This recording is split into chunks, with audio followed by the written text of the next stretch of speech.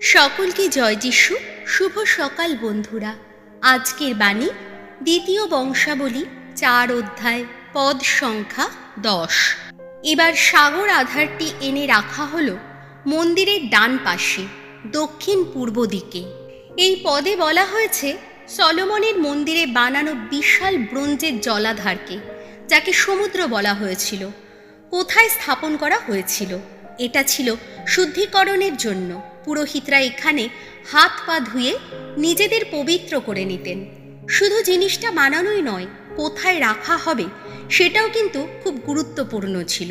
ঈশ্বরের কাজের প্রতিটি বিষয় তার পরিকল্পনা ও ইচ্ছা অনুযায়ী নির্দিষ্ট জায়গায় হয়। আমাদের জীবনেও ঠিক তেমনই। ঈশ্বর শুধু আমাদের তৈরি করেননি, তিনি আমাদেরকে একটি নির্দিষ্ট জায়গা, কাজ আর উদ্দেশ্যের জন্যই রেখেছেন। অনেক সময় আমরা ভাবি, আমি কেন এখানে আছি, কেন এই পরিস্থিতির মধ্যে আছি।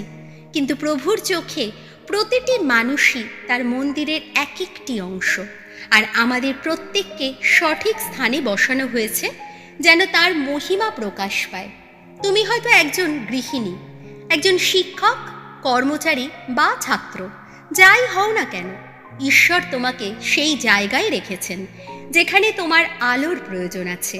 তাই নিজেকে ছোট বা অপ্রয়োজনীয় মনে করো না। মনে রেখো, যেমন সেই ব্রোঞ্জের সমুদ্র মন্দিরের দক্ষিণ পূর্ব কোণায় সঠিক জায়গায় ছিল, তেমনি তুমিও ঈশ্বরের পরিকল্পনার সঠিক জায়গাতেই আছো। তোমার কাজ হলো সেই জায়গায় থেকে ঈশ্বরের আলো ও প্রেম ছড়িয়ে দেওয়া। এসো প্রার্থনা করি।